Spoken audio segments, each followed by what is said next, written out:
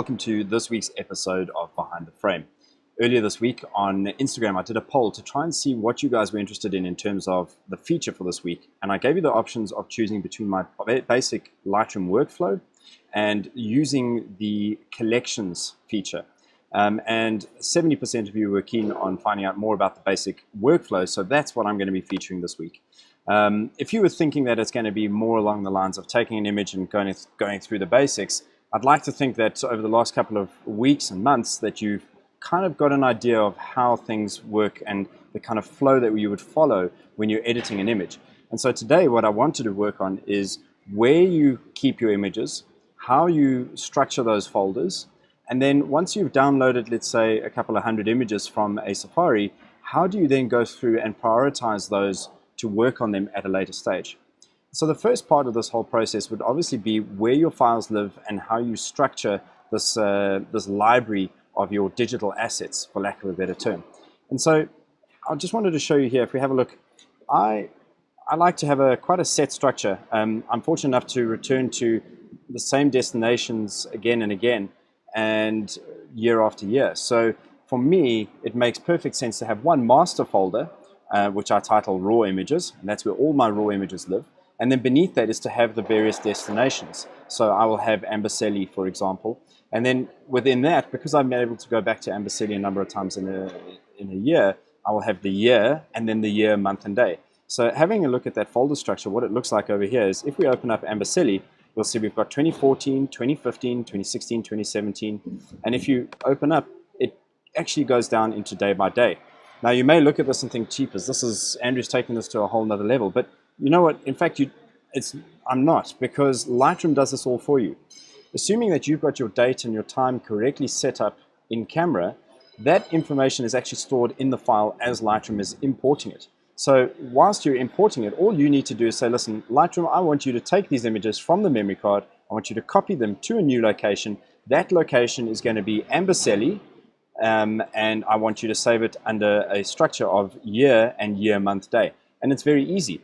I've seen people come back from drives and download and say this was afternoon of day 2, then the next morning they don't download, and then it's afternoon of day 3, but now the morning ones are in there. Have I copied this one? And it becomes an absolute mess. This is a very simple way of making sure that you've got all of your images in a correct location, number one, but then with some sort of granular resolution. So if someone said to me, Andrew, show me your best leopard image, I'm immediately thinking, all right, this has to be something from the Sabi Sands. So I can go to Sabi Sands and then have a look at it. The difficulty then becomes saying, right, out of the Amboseli, out of these 4,300 images, if we're looking for one of the best elephant images, which is more than likely going to come from Amboseli, how do we find the cream of the crop? And that's what we're going to look at in the second part of today's kind of video. But I just wanted to show you, in your import dialog, Lightroom actually does a very good job of making this quite simple for you. It breaks it up into 3 steps.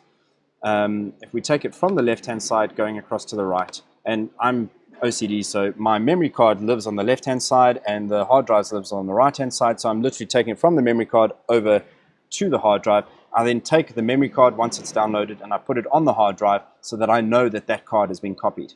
Anyway, enough about me. So we select the source. This will be coming from your memory card. We're going to copy the images and they will all appear here in this window. And then it's a case of where do we want them to go? We don't want them to go into this hard drive. We want them to go under, let's say, for example, our Amboseli. So it's going to live under raw images and then Amboseli. You see the years are there. I'm just going to say Amboseli. And then here, this is where Lightroom starts to then build the structure for us. The first thing that it does is it's organizing them by date. And the date format that we select is year, month, day. And that way, we'll start to be able to build that granular resolution of day by day. These were the images that were taken on this day or that day. So that's how I like to structure my folder. Everything is living under one master file or one top level folder, which is called raw images. And that means that when I'm creating backups, I don't have to go and find 5, 6, 7 different places where these images live. They all live under one folder called raw images. So if I want to create a backup of these raw images, I simply would take a copy of that folder and paste it onto a new hard drive. It's simple as that, because everything lives in one place in a structure.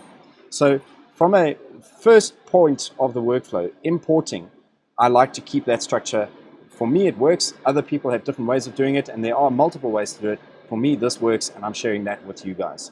So the next phase of this is now that these images have been imported, how do you now go through and decide which images you're going to keep, which images you're going to reject, and which ones you really want to start working on? And that's what we're going to look at next.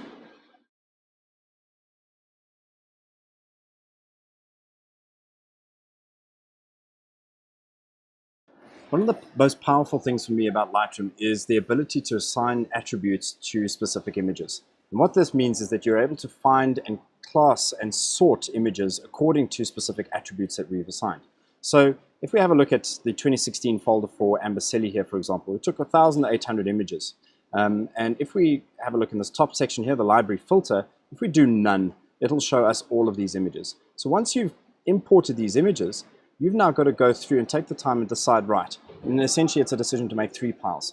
Which of these images am I seeing as rejects that I'm going to delete? Which of these images am I just going to keep because they're nice, I want to keep them? And which of these images really have potential?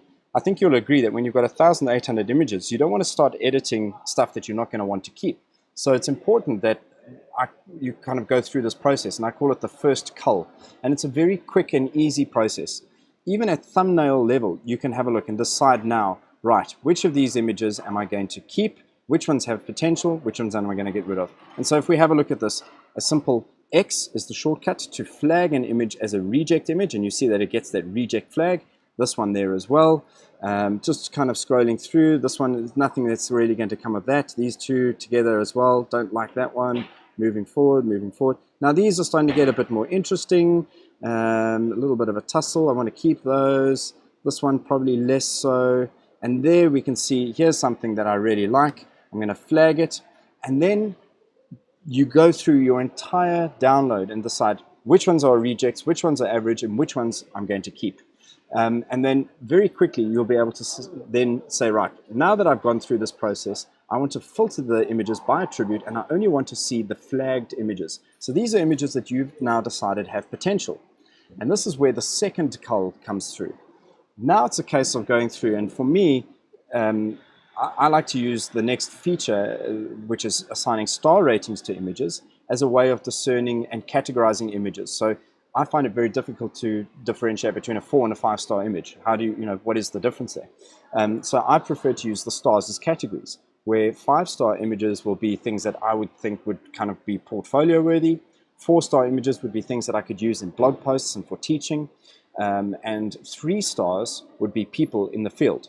So now it's a case of going through each of these images and deciding, well, what do I think? And generally, if it's something that I really want to spend a bit of time on, and I really like, so here's a sequence of images, and I'll probably, for example, choose this one out of these two, just with the heads being raised. Well, they're both fantastic. So I'm going to give them both 4 stars, and I'd like to kind of edit them a little bit later. And so they then move out of the system.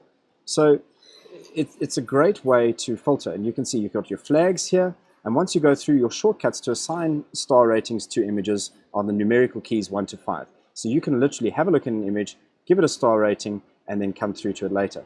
So now if we change these filters and we say, right, I want to see images which have a star rating of 3. Now remember, I said this was guests in the field. So for me, it's very easy now. If you come to me and say, Andrew, what was Ambercelli like? I can go to Ambercelli, my top folder, and show you all images of guests by saying, show me flagged images with 3 stars. And here we go. So now we can see this is what the guest experience is like. If you said, yeah, that's great, but I actually want to see what kind of photographs I get, I could then say, show me flagged images with 5 stars. And now these would be kind of the cream of the crop. And this would be a way of showcasing the best of the best. I'm not too sure how many of you guys have had this, but you come back from a trip and you want to show your family or your friends some of the sightings that you had and the images that you took, and you end up going through your library and saying, oh, here's another one, and you double click, oh no, hang on, it's not this one, and you move on. Assigning flags and stars will help you to very quickly get to images again. So whether you use the star ratings or colors, because you can use numerical keys 7 all the way through to 9 to then assign colors to images, 6 all the way through to 9, you can assign colors to them as well. But if you decide, right, well, once I've edited an image and I'm happy with it, I'm going to give it a green color, at least then later you can find all of your green images by telling Lightroom, show me images that have the color green. For me, the system that I find works really well is whilst I'm in the field, I'll go through, look at each image, flag the ones that I feel have potential, and then do a second cull and say, right, these images are the ones that I feel I want to edit, and those will be the 4 stars. And then once I've edited them, I'll make a decision as to whether they become 4 or 5-star images. What happens to all the rejects? Well, it's very easy. You can then go and ask Lightroom to show you all of the reject images. So we take away all of those filters. Now we're asking Lightroom to show the rejects. Remember that I rejected a couple of images over there. Here they are. So Lightroom now says these are the rubbish images that you've said you don't really want anymore. And so I select all of those by Command A, backspace, and Lightroom is going to give me the option now to delete them either from Lightroom library. So remember that Lightroom is the librarian that is looking at the files on the drive. It's now asking me whether I just want to take the librarian and put blinkers on and say, don't look at these images whilst they still live on the drive, or do I want to get rid of them altogether? And it's a very simple answer for me. I don't want these images. I don't think they've made the cut. Why would I want them to take up space on my hard drive? So I'm going to say delete from disk, and off they go. So you can see the benefit of doing this, if you do it regularly, is that your Lightroom catalog or your librarian is only going to be looking at really good images that you want to share and put out there. And by using the flag and the star system, I'm able to then very quickly get to a point where I can show people either the best of the best or the guest experience by filtering through those attributes. So I think I'm going to leave it there for this week. Next week, I want to have a look at, right, so you've taken a couple of images. We've got 10 images in a sequence. What are we going to do to make sure that we select the best images from that? How can we go through and work through 500 images from a day out in the field or from a trip and decide which of those are the best? What are we looking for, and what's a good workflow to use in making sure that we don't skip over and miss images? And that's what we're going to look at next week. As always, I'd love to hear feedback. If you guys have any questions and you'd like to share your specific ways of kind of going through importing and your folder structure, please do. You can drop me an email or you can just leave a comment on this video. We'll see you next week. Cheers.